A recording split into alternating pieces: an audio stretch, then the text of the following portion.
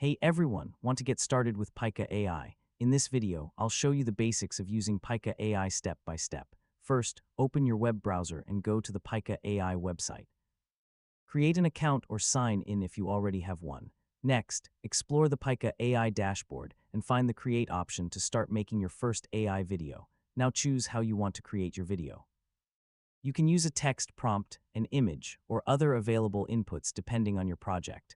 Write a clear prompt describing what you want to generate. I mean, include details about the subject, background, movement, and visual style for better results. Next, adjust settings like video length, aspect ratio, quality, and style if those options are available. Click Generate and wait while Pika AI creates your video. Once it is ready, preview the result and make changes if needed. Try different prompts and settings to learn how Pika AI responds and improve your video creation skills. Finally, export your finished videos and use them for creative projects, social media, or personal content. And that's how to get started with Pika AI.